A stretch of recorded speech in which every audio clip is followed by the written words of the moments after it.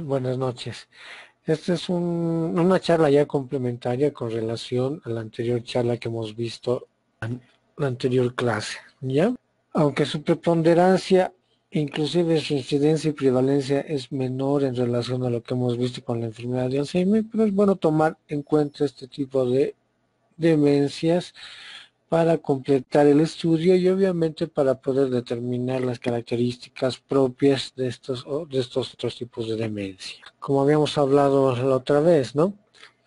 ¿Cómo nosotros podemos valorar a un paciente de que tenga un trastorno cognitivo referido con la demencia? Y obviamente deben seguirse varios criterios, ¿ya? Aquí, como ustedes pueden ver, de acuerdo al DSM-4, tiene que desarrollar o presentar este paciente estas características. Acuérdense, la demencia de tipo Alzheimer se caracteriza por una alteración en la memoria, o sea, por componentes cognitivos.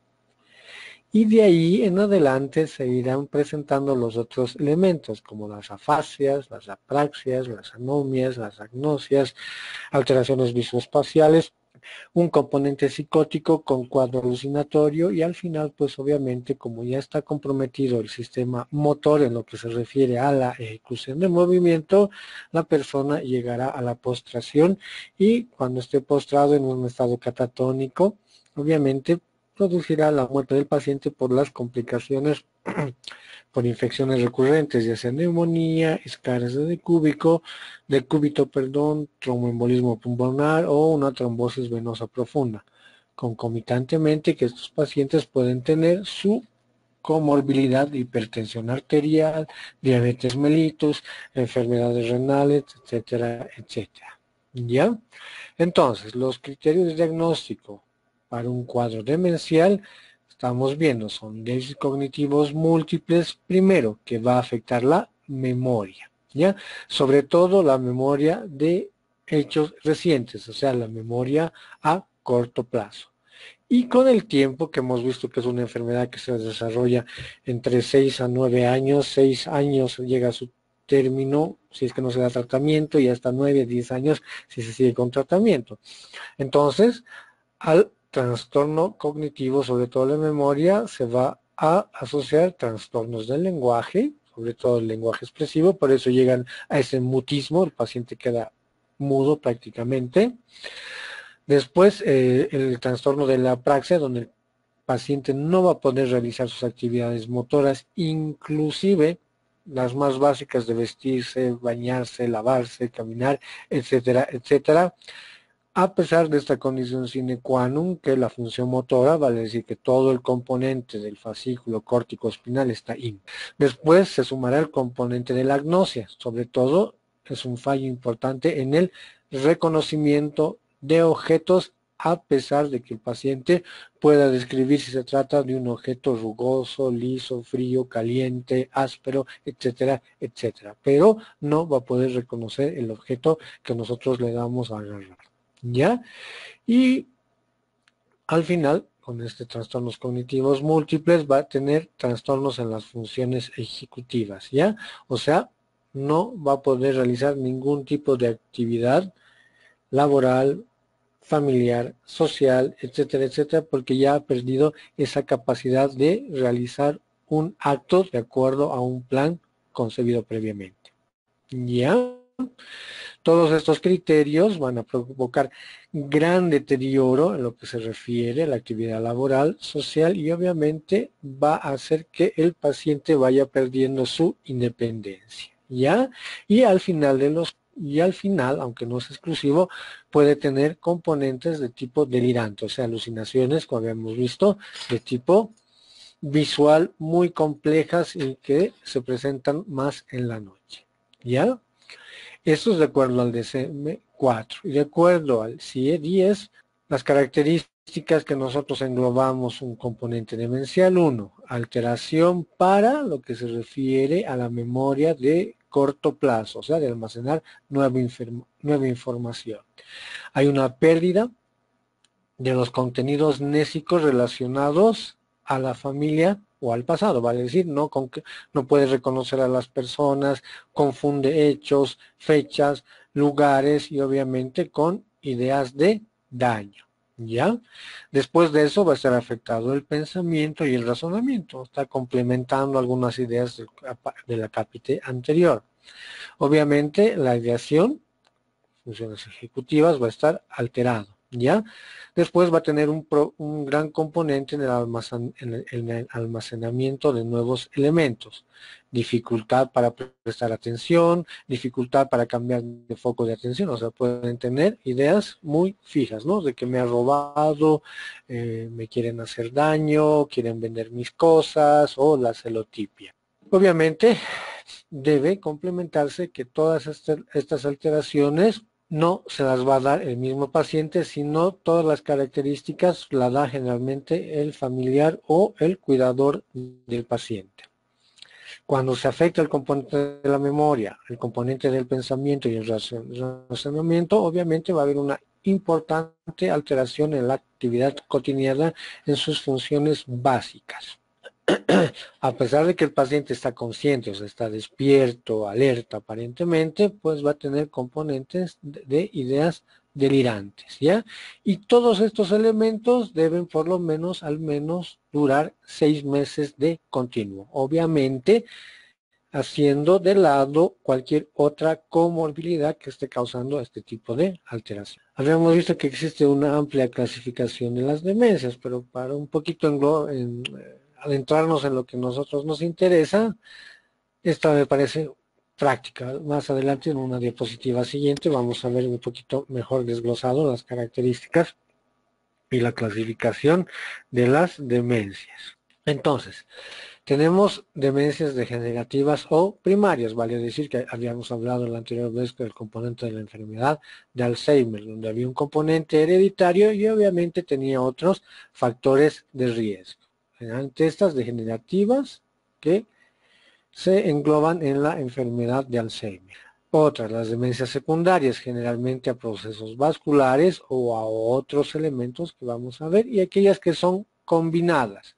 Puede haber una patología cerebrovascular de base y que va a entorpecer o va a activar mucho más rápido un componente de la enfermedad de Alzheimer. ¿Ya? Entonces, degenerativas, la más característica, la de Alzheimer. Secundarias, las demencias vasculares, y las combinadas, la enfermedad de Alzheimer, pero que tiene de base una patología cerebrovascular. Aquí vemos otro tipo de clasificación que habíamos visto, las degenerativas, las vasculares, que estábamos viendo anteriormente.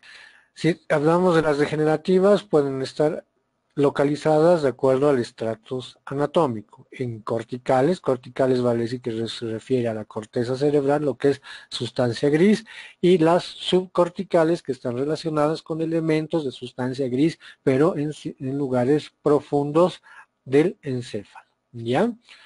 La enfermedad de Alzheimer que habíamos visto anteriormente, las demencias de los cuerpos de Lewy, que es otro tipo de alteración de demencias, pero con un componente distinto en lo que se refiere a las neurofibrillas, la presencia de los microfilamentos, la alteración del apoenzima E, las taupatías, ¿verdad?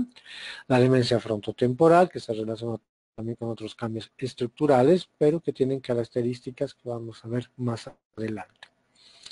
Dentro de las subcorticales, estas se refieren a enfermedades que se inician con un tipo de presentación como es la enfermedad de Parkinson, que puede o no tener un componente demencial.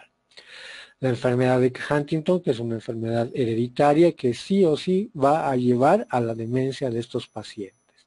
La parálisis supranuclear progresiva, esto está relacionado a componentes del tallo cerebral, degeneraciones espilocerebelosas que están relacionadas a sustancia gris que comprometen el cerebelo y estructuras a nivel medular. Otras enfermedades que van a afectar los ganglios de la base, la enfermedad de Wilson por el depósito de hierro, la degeneración nigrostrial, donde se va a perder las estructuras anatómicas de la sustancia negra, la demencia talámica, que es muy raro por afectación del tálamo.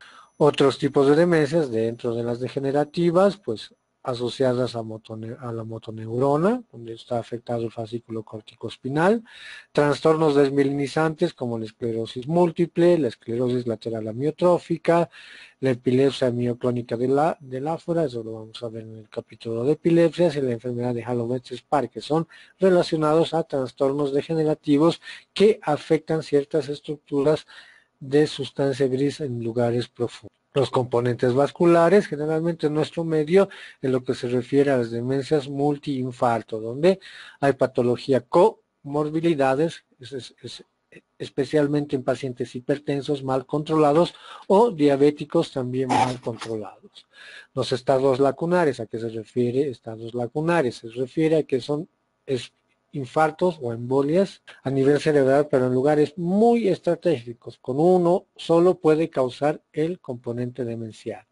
La enfermedad de Binswanger, que está relacionado a enfermedad de pequeño vaso cerebral, de pequeñas arterias cerebrales, que va a afectar este componente vascular. Otras alteraciones que pueden confundirse, conste que no es un cuadro de demencia, está la hidrocefalia. La hidrocefalia no es nada más que la acumulación de líquidos dentro de la cabeza y uno de sus componentes, la famosa triada de Hutchinson, donde existe un deterioro en las funciones cerebrales superiores. Puede ser comunicante o no comunicante y obviamente este trastorno demencial agudo pues se lo controla fácilmente con la cirugía. Las traumáticas que vamos a ver en el capítulo de traumatismo cráneoencefálico, postraumática del boxeador tras haberse producido un evento hemorrágico del tipo de la hemorragia subaracnoidea o aquellos hematomas subdurales crónicos. ¿Ya? Los otros complejos también que vamos a hablar es el complejo de demencia SIDA, la enfermedad de Creutzfeldt-Jakob relacionado con virus, la neurosífilis que ya hemos visto la anterior vez que ya con el advenimiento de los antibióticos y un buen seguimiento de salud primaria, casi ya no se ve. La meningitis crónica relacionada a lo que se refiere a la tuberculosis, pero que el componente no es tanto la misma infección, sino el componente de tipo vascular. ¿Ya?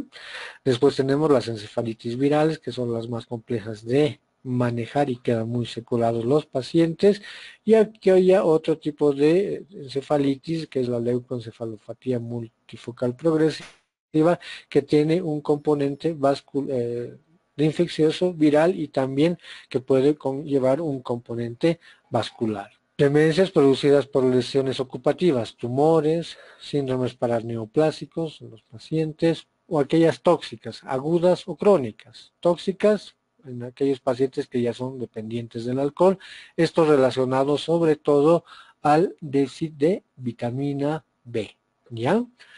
Demencia por algún otro tipo de errores del metabolismo de las proteínas, ¿no? Como ven aquí, politoxicomanía que está relacionado a uso de sustancias ilícitas en forma crónica. Algunos fármacos anticonvulsivantes relacionados con lo que se refiere a la gabapentina, que hay que tomarlo con mucho cuidado, pero obviamente hay que manejar con mucho tino este término.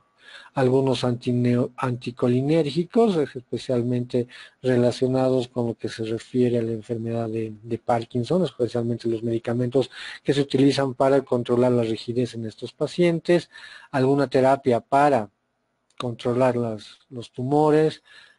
Se ha visto algún tipo de demencias por la supresión de corticoides en forma muy rápida o aquella respuesta inadecuada a la utilización de algún tipo de analgésicos o de antihipertensivos, ¿no? Pero como les digo, estas son muy raras. Por metales, especialmente por intoxicación del plomo, que ya prácticamente se está descartando porque ya existen medidas de bioseguridad, ¿no? Otros disolventes orgánicos, monóxido de carbono, pesticidas que en nuestro medio todavía no están bien regulados y todavía utilizan sustancias que están proscritas. Componentes endocrinometabólicos, enfermedades cardíacas, que esto puede causar componentes de un bajo débito cerebral o producir fibrilación auricular y que puede producir pequeños trombitos que pueden irse a localizar a estructuras de pequeño vaso y por ende producir cuadros demenciales de tipo vascular. Insuficiencia pulmonar relacionado sobre todo a enfermedades de Wegener, que es un cuadro de una enfermedad inmunológica que va a disminuir la capacidad pulmonar y esto puede producir obviamente trastornos hipóxicos. La anemia, muy raro, pero debería ser un paciente muy desnutrido. Encefalopatías urémicas, vale decir por una falla renal que se están acumulando los azoados y obviamente puede producir un trastorno delirante. La demencia postdiálisis, esto sí se ha visto en pacientes que están conectados en hemodiálisis y después de haber sido sometidos a una sesión de hemodiálisis puede producir trastornos en las funciones cerebrales superiores. Encefalopatías hepáticas, pues obviamente están relacionados con el consumo excesivo de alcohol en forma crónica y obviamente ya va a producir otro tipo de alteración en la depuración de sustancias, ¿ya?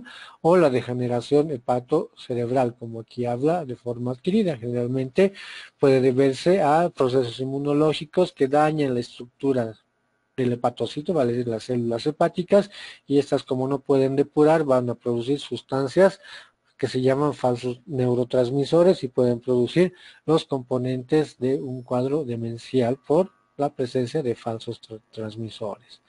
Trastornos de la tiroides, trastornos del calcio, el síndrome de Cushing, esto está relacionado al uso inadecuado de corticoides, puede tener los componentes de una diabetes mal controlada, con cuadros de que sube mucho el azúcar o que baja, la enfermedad de Addison, que está relacionada a un trastorno de las glándulas suprarrenales, en nuestro medio muy frecuente por un componente de la tuberculosis. El déficit de la vitamina, el déficit de folatos, alteraciones en el metabolismo de las proteínas, que se caracteriza por la porfiria, también por componentes hidroelectrolíticos, por una alteración crónica, ya sea del aumento del sodio, disminución del sodio, algún tipo de lo que se refiere a trastornos hematológicos, muy relacionados con lo que se refiere más que todo al tratamiento con quimioterápicos ante la leucemia y otros trastornos inflamatorios crónicos como el lupus, que esto está un componente que tiene un componente inmunológico, pero se asocia mucho a componentes de tipo vascular. Y otras colagenopatías que están relacionados con el síndrome de Sjögren, relacionados como la esclerosis múltiple, ¿no? Entonces, como ustedes pueden ver, hay muchas patologías que pueden producir síndromes demenciales, ¿ya? No necesariamente una demencia adquirida. Si hablamos ya de las demencias de tipo vascular, se ve que es más frecuente en los varones, ¿no? Obviamente porque estos están más sometidos a estrés. El estrés también se ha visto que es un componente importantísimo para que pueda producir un componente de una demencia, sobre todo por la liberación de catecolaminas a nivel sistémico y obviamente las catecolaminas a nivel cerebral van a producir un vasoespasmo cerebral y sobre todo va a afectar los componentes frontales y temporales. Por eso es muy importante este componente del estrés y eso va a llevar la hipertensión arterial, entonces son factores combinados. Es más frecuente en varones, sobre todo porque tienen comorbilidades de hipertensión, diabetes, dislipidemias, lo que se refiere a manejo inadecuado del estrés, ¿ya? Después de la enfermedad de Alzheimer se ha visto que la demencia de tipo vascular es más frecuente es la segunda causa de trastornos cognitivos después de la enfermedad de Alzheimer. A diferencia de la enfermedad de Alzheimer, la presentación de la demencia de tipo vascular es más precoz, pero obviamente habíamos visto, ¿no?, que la enfermedad de Alzheimer se iba presentando a partir de los 65 años y de ahí iba a ir progresando cada vez más y más porcentaje hasta llegar a un 40-60% pasados los 85 años, ¿ya? En relación a las demencias de tipo vascular, como ven ustedes, es más precoz y menos frecuente que la enfermedad, o sea, de Alzheimer, ¿ya?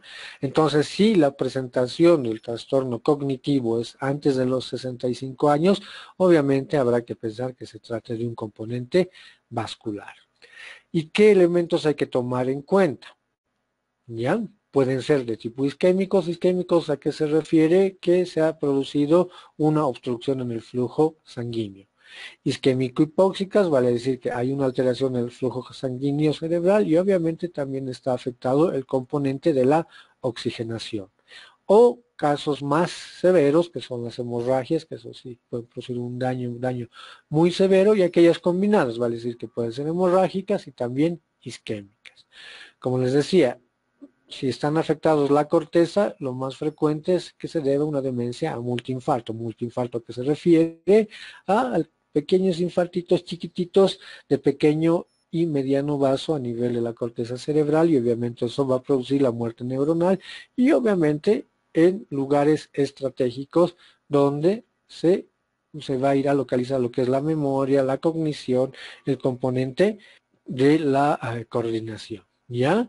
Habíamos visto las lacunares, que eran los infartos estratégicos o lacunares, que son solo un infarto en un lugar específico, sin que tenga otras alteraciones a nivel cerebral.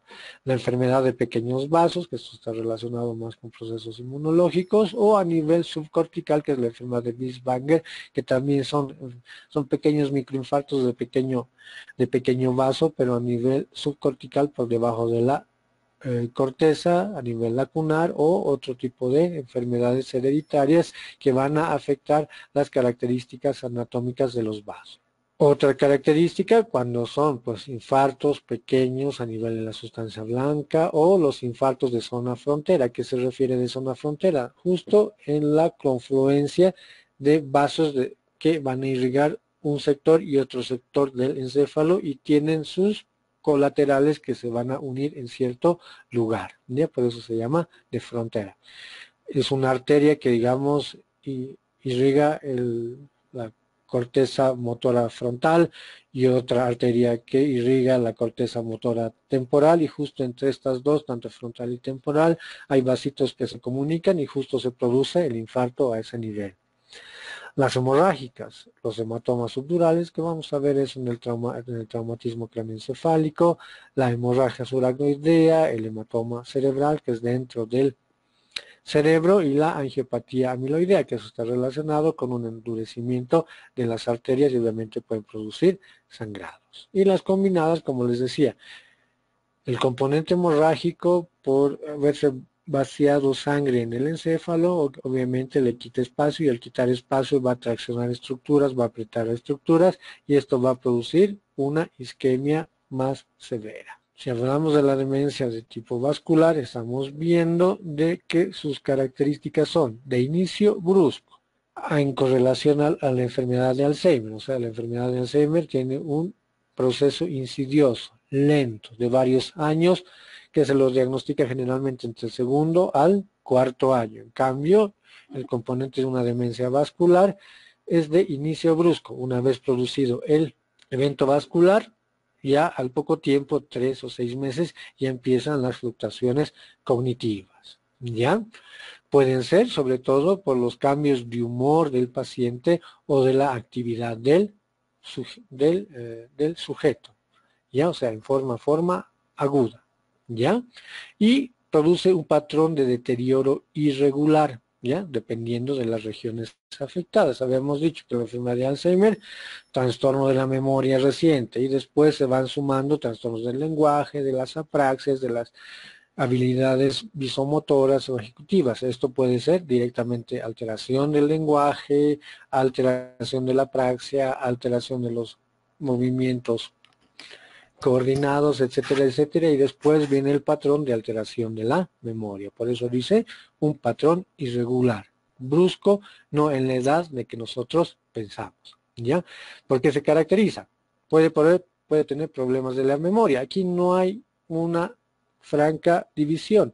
Puede tener alteración de la memoria pasada, puede tener alteración de la memoria reciente, se acompaña de mareos, puede estar afectado con un componente motor, es difícil su concentración, puede tener pues movimientos al caminar con pasos mucho más rápidos o lo contrario, arrastrando los pies, puede tener un trastorno para hablar, puede tener problemas de la comprensión del lenguaje, puede divagarse o perderse en lugares conocidos para él, un cuadro de Moria con risa y llanto inmotivado, dificultad para seguir instrucciones desde ir del punto A al punto B, o pérdida, alteración del control de esfínteres. Como ven ustedes, no tiene un patrón específico. Acuérdense, voy a ser muy reiterativo en lo que se refiere a la enfermedad de Alzheimer. Trastornos cognitivos, afasias, apraxias, alteraciones ejecutivas y obviamente frustración del paciente. Y obviamente donde todo el sistema motor esté íntegro. En cambio acá, no. Y habíamos visto en el examen neurológico, ¿no? Cuando hay un trastorno, se orinan estos pacientes, frecuentemente es que su componente del control voluntario del esfínter vesical está relacionado con el componente frontal. ¿Qué más tenemos que ver? Habíamos visto que la enfermedad de Alzheimer generalmente no se acompañaba de otra sintomatología. En cambio aquí sí, con la presencia de reflejos patológicos, el Babinski. Puede tener componentes para dificultad para la deglución o componentes de un cuadro de Moria inmotivado. ¿Ya? Trastornos en la marcha, exageración en los reflejos miotáticos y puede tener debilidad de una extremidad. O sea, se comporta con un evento vascular cerebral y de ahí, en el transcurso de 3 a 6 meses, ya vienen los trastornos cognitivos. ¿Qué es lo que nosotros vamos a ver? Para ver si este paciente está desarrollando una demencia de tipo vascular. Tenemos varios componentes. Son déficits cognitivos múltiplos, o sea, sí hay un deterioro de la memoria, pero hemos dicho, no en territorios específicos, pueden ser de la reciente o de la pasada, o combinados, ¿ya?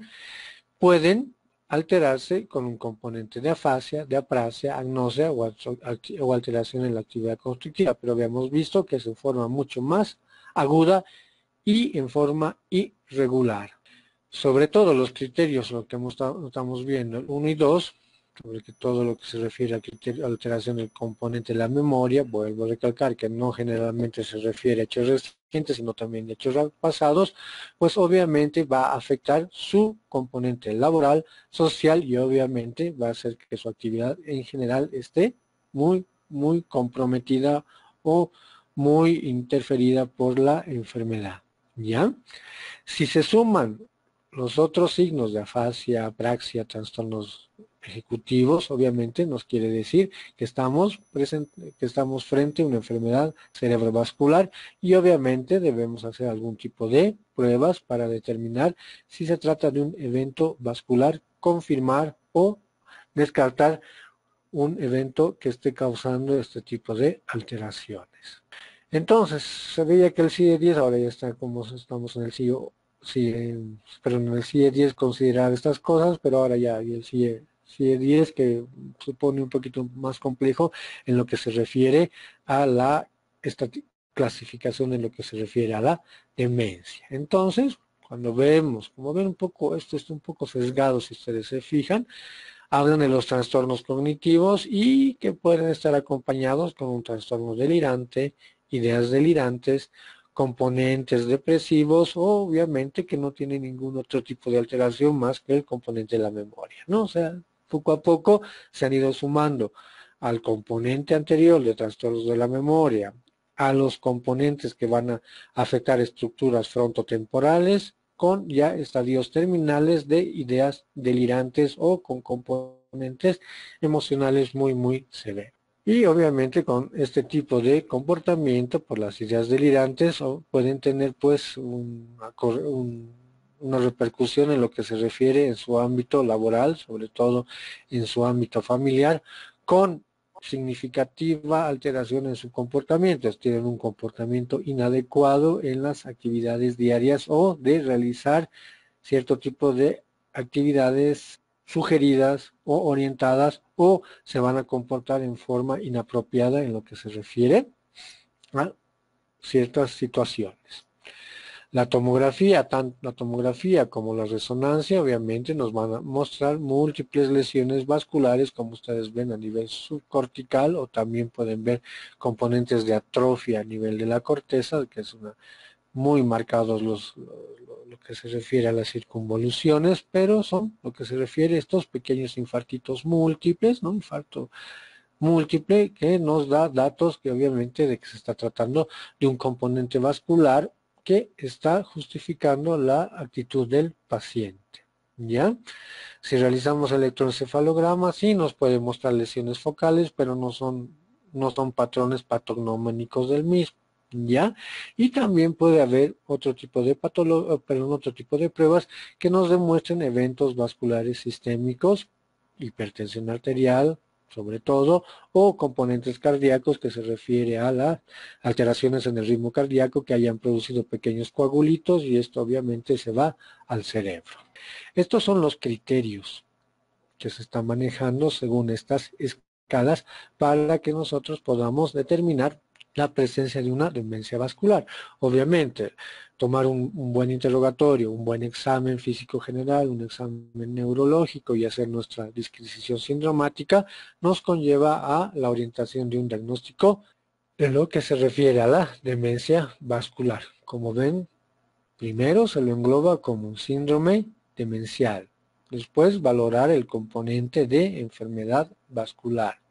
Y después valorar lo que se refiere la relación entre el componente de un elemento demencial con una enfermedad vascular. Y como ustedes pueden ver, se tiene que valorar el componente cognitivo con afectación de la memoria, y obviamente deben asociarse alteración de la memoria con afectación de la orientación, de la atención, del lenguaje, de la función visoespacial, de las funciones ejecutivas, del control motor y de la praxia. Todo lo que habíamos visto en las funciones cerebrales superiores, ¿no? Y obviamente esto tiene que ir a afectar en medida moderada o severa toda su actividad social y laboral del paciente. Vale decir que tenemos que tener una historia muy detallada del familiar o del cuidador de cómo era su actividad social y laboral antes de que se produzca esta alteración.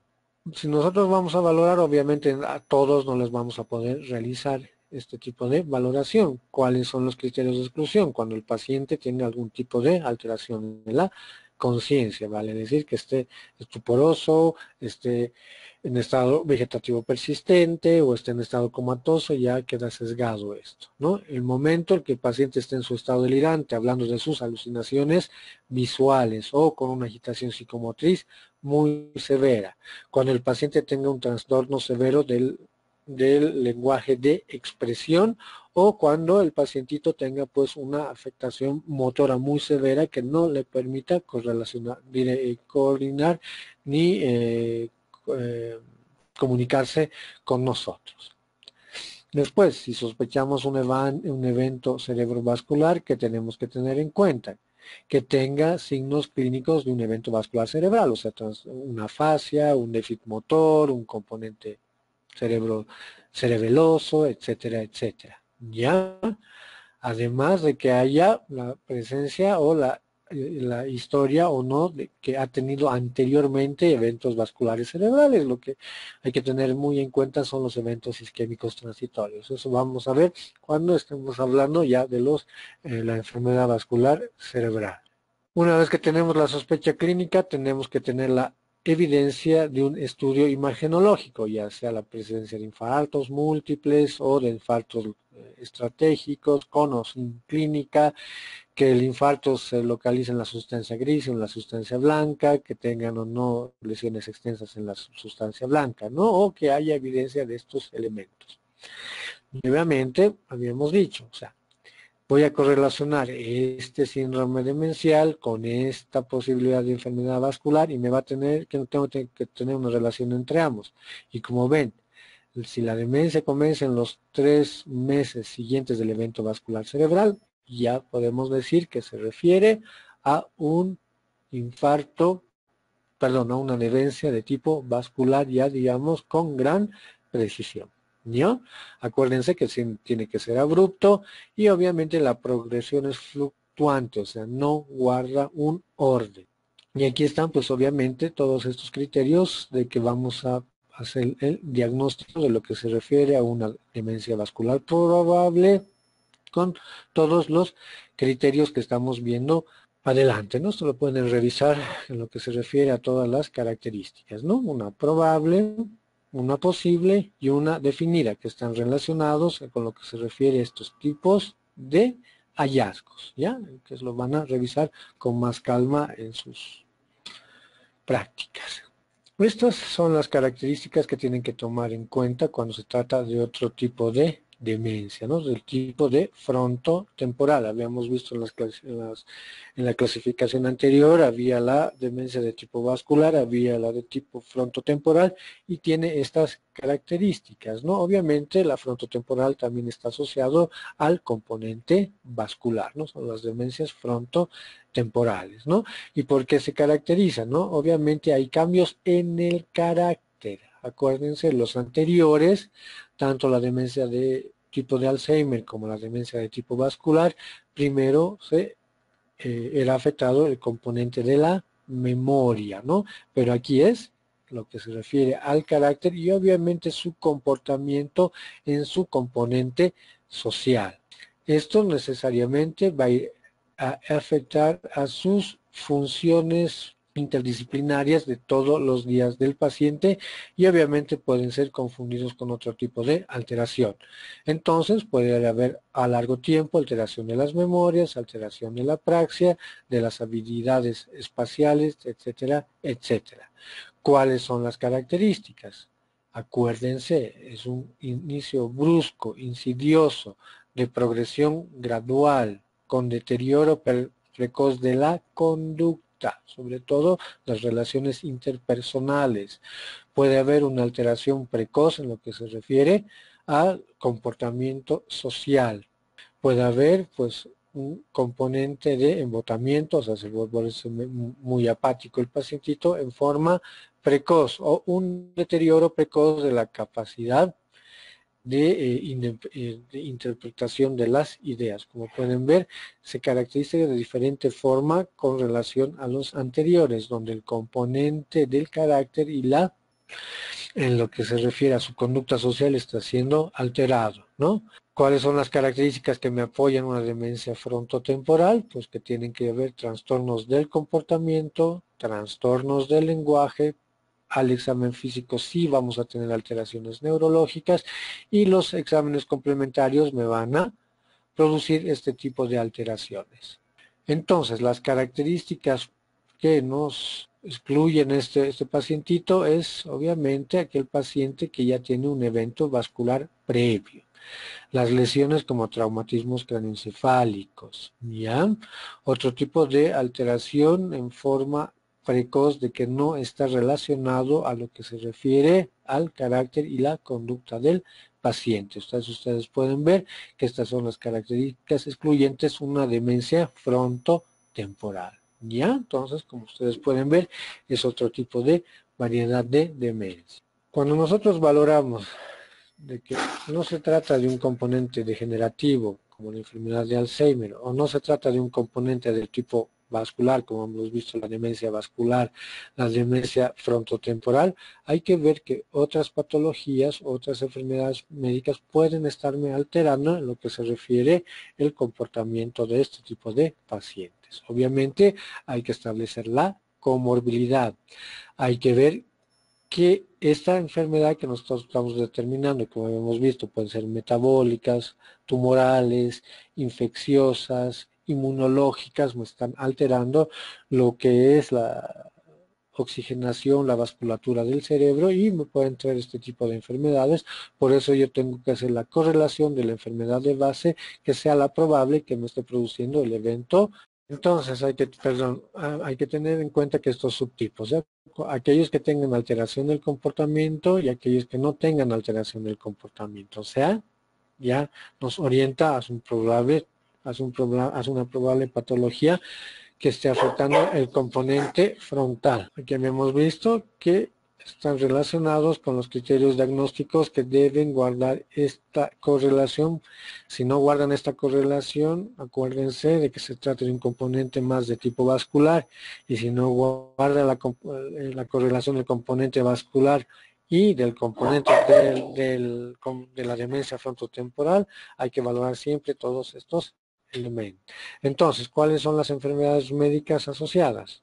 Neoplasias del sistema nervioso central, ya sea lesiones primarias o metastásicas, el traumatismo cráneoencefálico, que puede causar lesiones a nivel de la sustancia gris, de la sustancia blanca, con grandes repercusiones funcionales, las enfermedades vasculares, las enfermedades degenerativas como es la enfermedad de Huntington, que vamos a ver más adelante, la epilepsia mal controlada, que se superponga a traumatismos cráneoencefálicos recurrentes, enfermedades infecciosas, sobre todo con lo que se corresponde al complejo VIH, enfermedades endocrinas que están relacionadas con la tiroides, con la paratiroides, con las glándulas adrenales, enfermedades autoinmunes que sobre todo están bien representadas con el lupus eritematoso sistémico, que tiene un componente vascular muy importante, ¿ya? Un acápite que tenemos que tener en cuenta es lo que se refiere a la demencia debido a la enfermedad del VIH. Estos son los criterios diagnósticos de una demencia asociada a la infección del VIH, ¿ya? Debe cumplirse por lo menos uno de los siguientes, ¿no? Y posiblemente alguno de estos. O sea, probable si se cumple uno. Posiblemente si se cumple esto, ¿ya? Probable. Es una alteración adquirida durante un mes. ¿Han visto? La enfermedad en cerebrovascular refería 3 meses, ¿ya? Y pueden estar afectadas una de las siguientes áreas: la atención, la concentración, la rapidez para procesar información, la abstracción del razonamiento, la destreza visoespacial, memoria, atención y lenguaje. Muy rápido, ¿ya? Debe tener al menos una de estas alteraciones, una afectación de algún tipo de función motora, relacionados con lo que se refiere al examen neurológico o con el componente neuropsicológico, ¿ya? Tiene que tener un deterioro en lo que se refiere al control emocional y cambios de comportamiento, ¿ya? No tiene que haber trastornos de la memoria, perdón, los trastornos de la conciencia, es decir, que no esté somnoliento, no esté estuporoso, no entre un estado vegetativo persistente o un estado de cautiverio, ¿no? Obviamente hasta tener un componente de esto, ¿ya?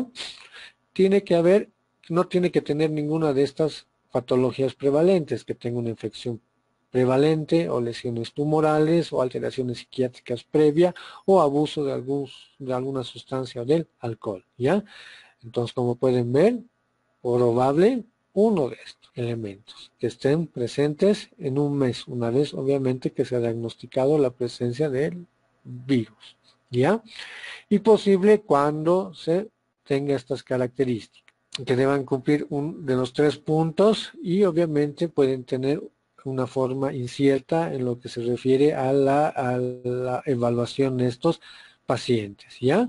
Y esto puede verse a que la evaluación clínica está incompleta, ¿ya? Y obviamente al realizarse una valoración incompleta nos hace que el diagnóstico sea un poco más sesgado, pero acuérdense, la precocidad de la presentación del cuadro con todos estos componentes, ¿ya?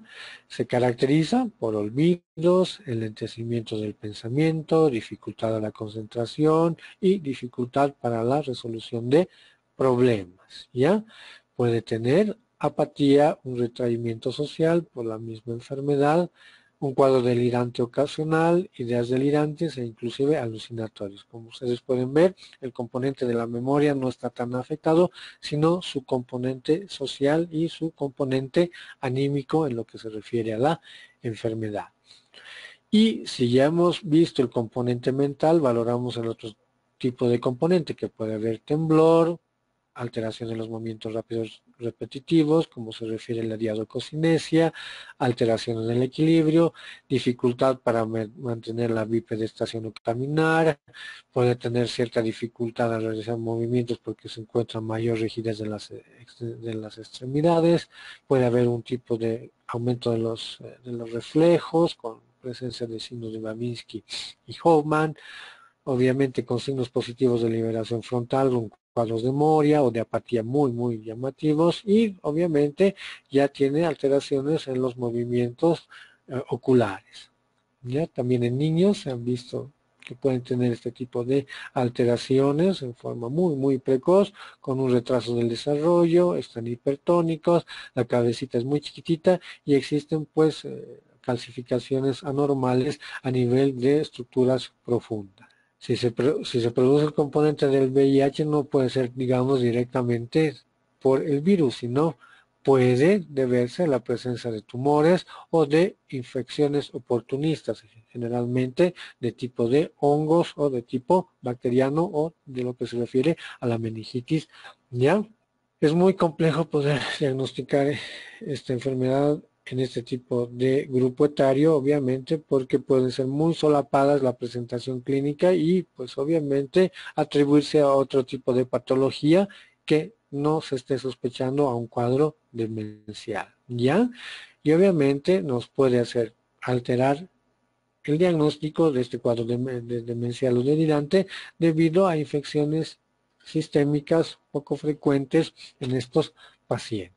Estas son los estadios, lo que se refiere ya una vez que nosotros hemos diagnosticado la demencia relacionada con el complejo VIH-Sida, y obviamente eso es lo que nos va a estratificar los estadios, ¿no? Normal, donde la función mental y motora está completamente íntegra. 2, cuando ya existen cambios cognitivos mínimos, ¿ya? Pero que no van a afectar la vida diaria. Esto es el puntaje que se le da. Leve, y ya hay una afectación cognitiva, pero todavía el paciente puede realizar sus actividades laborales y vida diaria en forma completamente independiente. Moderado, ya obviamente ya se está afectando el componente laboral, pero puede realizar sus actividades rutinarias diarias en el hogar, pero ya tiene que tener una supervisión por una tercera persona. Grave, el punto 3, cuando ya la afectación es importante, ya no puede seguir instrucciones, no puede mantener una conversación y obviamente ya requiere apoyo para caminar, donde ya el componente motor está afectado. Y en el componente terminal ya una actividad cognitiva grave, puede ser autista, tener problemas motores y ya no contener esfínteres, ¿no? Pero obviamente esto está bien ya controlado en pacientes ya que siguen su tratamiento bien reglado. Esto puede pues prolongarse 20 o 30 años o al final del cabo nunca presentar un cuadro demencial, ¿no? Pero obviamente si es un paciente que no está diagnosticado, desconoce de la enfermedad de base y empieza con estos trastornos mentales, una vez ya diagnosticado el componente demencial en estos pacientes, a pesar de la medicación, el resultado pues no es óptimo. Se ve una gran degeneración cortical con pérdida de la sustancia gris y también con pérdida de la sustancia blanca, ¿no? Este es un cerebrito de una persona de unos 70, 80 años y puede deberse a una persona joven, ¿ya? Entonces, lo que viene ahora son aquellas patologías que empiezan con unas características clínicas y uno de sus componentes en sus estadios terminales es el componente demencial, ¿ya? Un ejemplo es lo que se refiere a la demencia debido a la enfermedad de Parkinson, ¿no? Muchas veces la enfermedad de Parkinson no empieza con el temblor que estamos acostumbrados a ver, sino se afectan por tener alteraciones en la postura, con un andar lento, arrastrando los pies, pierden la mímica facial, es la clásica cara del jugador de póker, de aquel que no tiene ninguna expresión. Ya en estadios un poquito más avanzados ya viene el temblor de reposo, que el paciente trata de ocultar esto agarrando cosas, metiendo la mano al bolsillo o pues siempre teniendo algo entre los dedos. Ya le cuesta levantarse porque hay una rigidez muscular, ya la mecánica de la marcha está alterada porque el tronco se inclina hacia adelante y el paciente pues da pasos cortitos y tiende a caerse. ¿Ya? Hay un exceso en la salivación, tiene dificultad para hablar, para masticar, la voz se le hace muy apagada, muy monótona y de difícil articulación. Pierden el sentido del olfato, pierden el equilibrio, especialmente por lo que está afectado el trastorno de la marcha, y esto les va a llevar a periodos de trastornos de depresión, ansiedad y cambios del humor. Y por último, lo que se refiere a la pérdida de la memoria con estados confusionales muy severos, ¿ya? Cuando el pacientito que tiene la enfermedad de Parkinson no desarrolla el trastorno de la memoria, un cuadro demencial, solo es el componente de Parkinson. Y ustedes van a escuchar que hay el Parkinson Plus, que está acompañado de un cuadro de demencia. Habíamos dicho que esta enfermedad es de lenta progresión, pero sobre todo se caracteriza por rigidez, enlentecimiento del movimiento, la inestabilidad y la presencia del temblor, lo que hemos visto en el cuadro. De esta edad adulta hasta el 60% pueden tener una enfermedad de Parkinson y obviamente la enfermedad de Parkinson se presenta en grupos etarios un poquito más avanzados, o sea, un poquito de mayor edad, que haciendo la relación de la enfermedad de Alzheimer con la demencia de tipo vascular, ¿ya? Ese es el problemita de que es una enfermedad mucho más grave, que avanza mucho más rápido, porque llega a la prostración del paciente y obviamente pierde su actividad, pero generalmente las funciones cerebrales están conservadas adecuadamente, ¿no? Obviamente va a haber un entendimiento motor, le va a dificultar aprender las cosas, no se va a poder expresar adecuadamente, no puede realizar actividades ejecutivas muy planeadas, pero esto se debe por el trastorno del movimiento y sobre todo no puede recordar algunos eventos que tenía el paciente o nombrar algunos elementos. Esto que se ve la pérdida a lo que se refiere a la sustancia negra a nivel de los núcleos que producen la dopamina. El pronóstico obviamente el tratamiento está más orientado a controlar los movimientos anormales, los movimientos en reposo, está orientado a lo que se refiere a disminuir la rigidez de este paciente y con el apoyo neuropsicológico para mejorar la concentración y verbalización del paciente. Ya, lamentablemente en estos pacientes al utilizar medicamentos que disminuyen la rigidez, obviamente nos van a entorpecer lo que se refiere la memoria del paciente, o sea, obviamente con el componente colinérgico que habíamos visto. Ya, eso sí se ve más frecuentemente, entonces estamos viendo que la enfermedad de demencia debido a infartos cerebrales es más frecuente, después viene la enfermedad de Alzheimer y viene la enfermedad de Parkinson que puede o no estar acompañados de un componente demencial. Otra demencia es la enfermedad de Huntington. Esto no es muy frecuente esta enfermedad porque tiene un componente hereditario muy importante. Ya, como les digo, es una enfermedad hereditaria, progresiva, degenerativa, que va a afectar los componentes cognitivos, el componente emocional y el componente de movimiento del paciente. Aquí no tiene ninguna preponderancia tanto en varones como en mujeres. Y lo que hay que tener en cuenta es que es una enfermedad que siempre tiene que haber un antecedente familiar. Familiares de primer grado, padres o de segundo grado, abuelos, pero que algunos de ellos han presentado este cuadro. ¿Y por qué se caracteriza? Generalmente se caracteriza, ¿por qué? Porque tienen movimientos involuntarios, ya, porque el pacientito va a tener cambios insidiosos en lo que se refiere a su comportamiento, va a tener movimientos involuntarios, va a tener el componente de la demencia y sobre todo el dato fundamental es lo que se refiere al componente hereditario. Los sujetos presentan estos movimientos involuntarios que son tipo coreicos, es como si estuvieran danzando.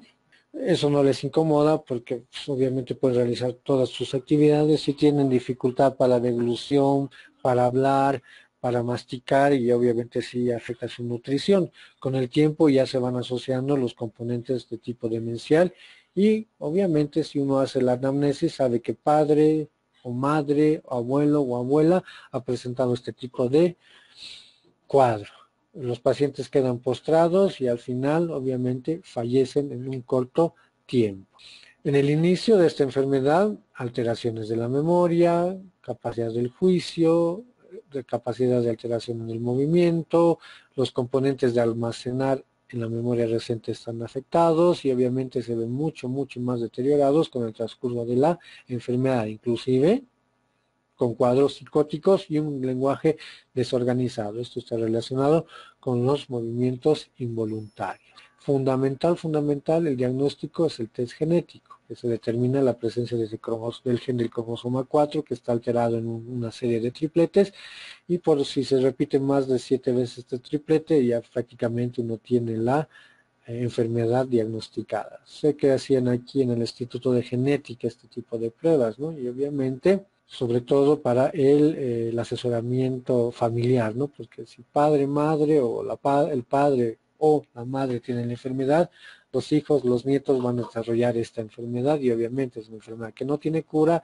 es progresiva y es mortal para los padres. ¿Por qué se caracteriza la enfermedad de Huntington? Porque hay movimientos involuntarios anormales, o sea, son movimientos antagonistas, de extensión, flexión, no dolorosa, ¿no? Donde se pierden obviamente los reflejos posturales. Vienen los trastornos cognitivos, ¿no? Como ven este trastorno del movimiento que no pueden controlar los pacientes, van a tener trastornos de depresión, obsesivo-compulsivos, trastornos de ansiedad, irritabilidad, apatía, puede haber hipersexualidad y cuadros de psicosis y al final pues ideas de suicidio. Con el tiempo ya se suman los trastornos cognitivos, ¿no? Que tienen una demencia muy severa, muy marcada, muy rápidamente progresiva, con un gran deterioro de las funciones del paciente, donde tiene alteración de la planificación, puede tener una perturbación de la idea, puede tener imposibilidad, hay distractibilidad en todo lo que se refiere a sus actividades y obviamente está distorsionada la percepción. Y otros tienen trastornos para fijar la mirada, para comer, masticar, dificultad para tragar, tienen trastornos del sueño, se desnutren, pierden en gran forma la masa muscular y obviamente tienen trastornos alimenticios severos, porque no pueden tragar, deglutir ni mascar. Otra demencia, que es la enfermedad de Pick, obviamente que es una enfermedad degenerativa que va a afectar al componente frontotemporal. Es muy diferente al anterior que hemos visto, a la demencia frontotemporal. Aquí en la demencia frontotemporal que habíamos visto al principio tiene un componente vascular, en cambio aquí la enfermedad de Pick ya tiene como otros elementos que se forman a nivel de estas estructuras, ¿ya? Se caracteriza ¿por qué? Cambios de la personalidad, acá muy parecido a lo que se refiere a las demencias frontotemporales, con gran deterioro de las habilidades sociales, con componente emocional de tipo apático o puede tener una desinhibición y obviamente con gran alteración en lo que se refiere a la expresión, muy verborreicos. Después, con el tiempo, recién se manifiestan trastornos de la memoria, trastornos de la coordinación del movimiento y obviamente con ya componentes demenciales bien marcados y ya presencia los reflejos primitivos, ¿no? Con la respuesta de Babinski, de Hoffman o reflejos miotáticos aumentados. ¿Ve? La presentación está por debajo del grupo etario de la enfermedad de Alzheimer, como pueden ustedes ver. Está muy por debajo también en relación con lo que es la enfermedad de Huntington o en relación a lo que se refiere casi el mismo grupo etario en la enfermedad cerebrovascular. La imagen típica es lo que es la atrofia. ¿Ven lo que es el lóbulo frontal, parte del lóbulo temporal? Esto está casi rellenito y esto obviamente los surcos y las fisuras son muy profundas, que nos quiere decir que hay una degeneración, ¿no? Hablando de la demencia frontotemporal es aquella que es netamente de un componente vascular, pero aquí se ve que existen los famosos cuerpos argenófilos, vale decir que reacciona muy bien a las tinciones que tienen plata, que la presencia de estos cuerpitos a nivel celular, intracelular, intraneuronal, que los llamaban los cuerpos de Pick. O sea, ¿se acuerdan de la enfermedad de Alzheimer? Que había neurofibrillas, depósitos de amiloide, entonces nos daba el diagnóstico de enfermedad de Parkinson, perdón, de Alzheimer. En cambio aquí hay otro tipo de inclusión de ciertas estructuras a nivel de las neuronas que se los llaman los cuerpos de Pick, ¿ya?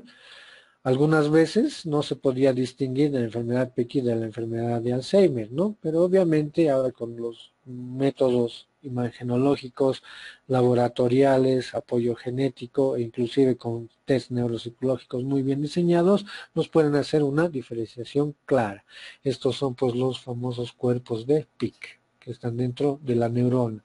Si se acuerdan lo que vimos el martes, de las neurofibrillas eran ovillos, ¿no? Como niritos. En cambio aquí son estas inclusiones a nivel intracelular que van a producir pues todas las alteraciones frontotemporales en el comportamiento y después vendrán los componentes de la memoria. No tiene tratamiento lamentablemente. La enfermedad de Creutzfeldt-Jakob es una encefalopatía espongiforme pues relacionada con lo que se refiere a los virus lentos. Esto tuvo mayor impacto, se acuerda, con la enfermedad de las vacas locas, ¿no? Es lo mismo relacionado que estos virus pues lesionaban el cerebro y producían todo complejos de lesiones a nivel de la corteza de la corteza cerebral y a nivel de la sustancia blanca y le decían una encefalopatía espongiforme porque parecía que al cerebro se apolillaba o se parecía inclusive una esponja de tanto huequito que se veía, ¿ya?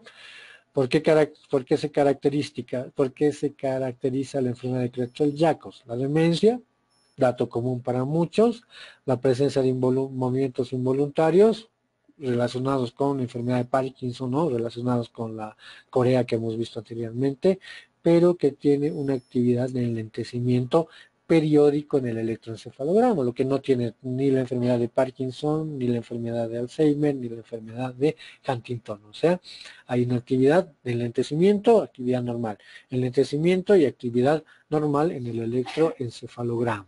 Ven, el grupo etario a veces es en formas muy precoces y puede tener un componente familiar, o sea, por el componente de estar en un mismo ambiente familiar. Generalmente la biopsia es demostrando los cambios neuropatológicos espongiformes, vale decir las alteraciones estructurales en lo que se refiere al cerebro. Se caracteriza por una fatiga, ansiedad o problemas de apetito, alteración en el sueño y la capacidad de concentración, como ustedes pueden ver, muy inespecífico. Después de algunas semanas, no meses, sino semanas, puede haber alteración en la coordinación, una visión alterada, vale decir, no puede realizar movimientos conjugados, alteraciones en la marcha, puede haber movimientos involuntarios en el reposo, haber algún tipo de movimientos coreotetóxicos o balísticos, que son movimientos mucho más extensos pero no son dolorosos y obviamente se conducen a la demencia en forma mucho más rápida, ¿no? Entonces estamos viendo la progresión al revés de lo que estamos acostumbrados de ver la demencia de tipo Alzheimer, ¿no? Lo que están viendo, hay alteración en la praxia, en los movimientos coordinados, en los movimientos conjugados de la mirada y al final se produce el cuadro demencial, ¿ya? Aquí hay unos criterios, ¿no? Donde hay un trastorno neuropsiquiátrico, la enfermedad progresa muy rápidamente en estos 6 meses, que no hay otro tipo de alteración, no existe exposición a un componente iatrógeno, ya sea sustancias pesadas, metales pesados, tóxicos, intoxicaciones, etcétera, presentan síntomas psiquiátricos precoces, pueden haber dolores no bien relacionados, trastornos de la coordinación y de la marcha, movimientos involuntarios en lo que se refiere al reposo, cuadros distónicos y después se presenta la demencia, ¿no? Como si fuéramos viendo al revés la enfermedad de Alzheimer, ¿ya? En el electroencefalograma hay momentos de enlentecimiento y otras veces un patrón mucho más rápido, enlentecimientos y patrón mucho más rápido. Y cuando vemos la resonancia magnética, pues a nivel núcleo pulvinar es donde se está produciendo la afectación, ¿ya? Y aquí están viendo. Si tiene todos los criterios del 1A y ha sido confirmado con una biopsia, es definido. Si tiene algunos de los componentes del segundo grupo o del tercer grupo, pueden ser probables o posibles, todos estos elementos que estamos viendo, ¿no? Pero obviamente Al presentarse todos estos elementos y al final la demencia nos hace sospechar de esta enfermedad de virus lentos. Es muy, muy rápido, muy raro en nuestro medio, no hemos visto hasta ahora. Estas demencias inducidas por sustancias, ¿no? Lo mismo, ¿no? Esto se va a presentar, estos trastornos que van a presentar mucho después que el sujeto haya experimentado los efectos de la intoxicación o abstinencia de las sustancias, ¿ya? Estos trastornos pueden ser, pues, por algún tiempo, inclusive después de haber suspendido o controlado la sustancia tóxica que ha producido este tipo de alteraciones, ya sea inclusive en pruebas de sangre o de orina salgan negativos, pero se mantiene el componente de alteración de la memoria o componente demencial, a pesar de que el sujeto ya no recibe ese tipo de medicamentos. Como ustedes pueden ver, se presenta en personas jóvenes en forma aguda y una vez presentada en forma precoz y aguda, muy lentamente se va deteriorando el paciente. Obviamente debe verse diagnosticado que este paciente tiene dependencia a sustancias. A diferencia de las intoxicaciones o el trastorno metabólico o lo que se refiere a a los déficits nutricionales, los déficits son permanentes, ¿ya? Inclusive pueden empeorar este tipo de trastornos al individuo haber abandonado esta sustancia que está produciendo, ¿ya? Y raros son los casos que mejoran con la medicación. ¿Qué sustancias lo provocan? El alcohol, pueden producir las demencias de tipo de Korsakoff, en lo que hemos visto en los bebedores constitucionarios, pueden producir trastornos demenciales a larga data con cuadros alucinaciones, trastornos de la memoria, trastornos del comportamiento. Algunos inhalantes relacionados a sustancias estimulantes que pueden producir componentes vasculares a ese nivel y obviamente lesiones irreversibles, algún tipo de sedantes, que por eso están proscritos en algunos lugares la utilización de ciertos jarabes que tenga algún tipo de sedante para la codeína para controlar lo que es la tos, ¿no? Algún tipo de hipnóticos o ansiolíticos, el aldol, alprazolam, etcétera, etcétera, que pueden producir algún tipo de dependencia en estos pacientes y obviamente a larga data producir estos trastornos, ¿no? Y algunas otras sustancias desconocidas que pueden estar pues mezcladas con lo que hace el paciente por la dependencia que puede tener. Habíamos visto que algunos con anticonvulsivantes pueden producir este elemento como la gabapentina, pero ya obviamente debe haber una idiosincrasia en este paciente y obviamente hay pocos pacientes de la tercera edad o muy joven que utilicen la gabapentina por algún fin no específico neurológico, ¿no? Una epilepsia o lo que se refiere a unas neuralgias, etcétera, etcétera. O el metrotexato intratecal relacionado por enfermedades que se refieran a componentes inmunológicos que tengan que frenar la respuesta inmunológica. Pero como les digo, son casos excepcionales y muy raros.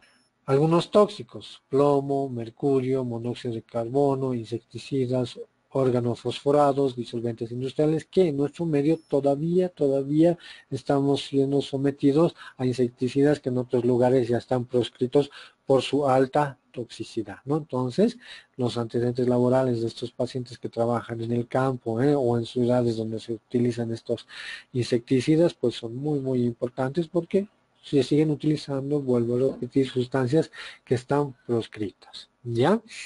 ¿Por qué se caracteriza este tipo de alteración de la memoria, del comportamiento, las demencias por sustancias? Obviamente también porque son déficits cognitivos múltiples. Se caracterizan también por una alteración en lo que se refiere a comprender información nueva, ¿no? Y obviamente con el transcurso del tiempo van a ir presentándose los otros componentes, afasias, apraxias, agnosias y todos estos elementos parecidos a la enfermedad de Alzheimer. Pero obviamente el componente fundamental es que son en personas muy jóvenes y dos que han sido sometidas a la presencia de estos elementos. Y las demencias, pues debe deberse a comorbilidades de varias patologías que tenga el paciente y que puedan desarrollar este tipo de trastornos, ¿ya? Esto se debe a que el paciente tiene una serie de enfermedades médicas o del consumo de sustancias o de algún medicamento que va a producir pues, alteraciones vasculares y obviamente puede producirnos trastornos demenciales en forma aguda o en forma crónica. y aquellas que no son muy específicas, pues esta categoría está relacionado para aquellos que no cumplen los anteriores criterios descritos anteriormente, ¿no? Con trastornos cognitivos múltiples y con cierta secuenciación, ¿ya? Este es el algoritmo que se realiza en lo que se refiere a los trastornos de la memoria o el tipo de memoria demencial, el síndrome demencial, y nosotros pues obviamente tenemos que deteriorar lo que se refiere a componentes de depresión. Siempre, siempre ante un trastorno de la memoria, lo primerito debemos pensar de que no se trate de un componente de una depresión, y si se identifica que es un componente de depresión, obviamente el pronóstico funcional y vital es mucho más favorable. Y obviamente, sí, se ve que no es un componente de una depresión, un trastorno psicótico agudo por algún tipo de sustancia, medicamento o enfermedad concomitante, se sigue todo este algoritmo para obviamente llegar pues a lo que se refiere al componente de un deterioro cognitivo múltiple con la asociación de diferentes síntomas. Eso es en lo que se refiere a este otro tipo de demencias. Como les digo, las más importantes están relacionadas con la enfermedad de Alzheimer. Segundo, el componente en lo que se refiere a la enfermedad cerebrovascular, que lo vamos a ver en más detalle cuando veamos los eventos de la enfermedad vascular cerebral en sí. Y han podido ver que existen otras enfermedades que uno de esos componentes puede ser la demencia, pero aparecen como otro tipo de enfermedad, como otro tipo de patología, como la enfermedad de Parkinson, la enfermedad de Huntington, la de Creutzfeldt-Jacobs, donde el componente demencial es parte de todo un complejo. ¿Alguna pregunta? Creo que ya estamos en tiempo. Bueno, todo este material se les ha facilitado en los dos artículos que se ha visto anteriormente y obviamente con los complementarios en lo que se refiere a enfermedades neurológicas desde la medicina interna, obviamente, se pueden complementar. Como les digo, lo que ustedes tienen que ver es cuál es la herramienta de que nos va a ayudar en mayor medida, de acuerdo a la patología y la sospecha, en los tests neuropsicológicos. Más que todo, más que la depresión, los trastornos de estrés o de ansiedad pueden llevar un componente demencial, porque obviamente existe este componente de la liberación de la adrenalina, de las catecolaminas, y eso se ha visto que a larga data afecta la circulación del pequeño vaso a nivel cerebral. Entonces, pacientes que han sido sometidos a estrés o cuadros de ansiedad muy severas, sí puede llegar este tipo de problema, no tanto al cuadro depresivo. El cuadro depresivo es un diagnóstico diferencial de una posible demencia. De los pacientes a los 40, la presentación de la demencia de tipo de Alzheimer en los 40 años sí es muy poco probable. ¿Hay las excepciones? Sí, ¿no? Si tiene un componente hereditario muy fuerte, sí puede presentar este tipo de alteración, pero muy raro es que se presenten antes de los 65 años. La enfermedad de Huntington puede tener una presentación muy precoz a partir de los 20 a los 40 años, o sea, como les digo, si tienes el componente familiar directo de que la madre y el padre tienen la enfermedad, los hijos a partir de los 40 años empiezan a presentar los movimientos coreicos, después viene el componente demencial, ¿no? El componente demencial se instala mucho más rápido, es mucho más deteriorante y los pacientes mueren mucho más rápido porque ya a eso se suma el estado de cautiverio y obviamente no pueden tragar, no pueden comer y obviamente se desnutren. Sí, puede haber la posibilidad de que hay un pacientito con la enfermedad que tenga 40 años que se haya diagnosticado una enfermedad de Alzheimer. Obviamente supongo que ha sido avalado por exámenes laboratoriales, como hemos visto que se puede determinar la apoenzima E en el líquido cefalorraquídeo. Sí puede haber un componente muy precoz de la enfermedad, siempre hay una excepción. Bien, entonces ya creo que eso es todo por ahora. Nos vamos a ver la siguiente semana y vamos a hablar con más detalle en lo que se refiere a la enfermedad. Antes no les.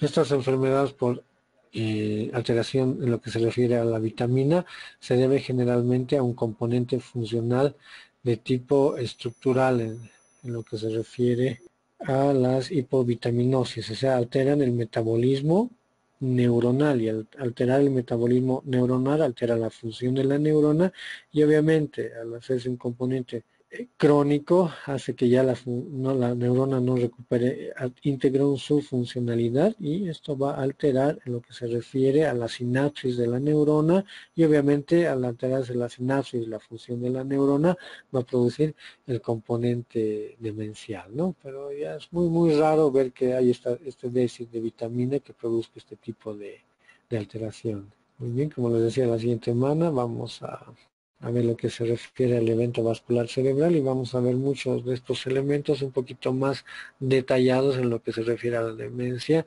subcortical de tipo Binswanger, pequeño, gran vaso, y que vamos a ver cuáles son las causas y las manifestaciones. ¿Listo? Muchas gracias, buenas noches y hasta la siguiente semana.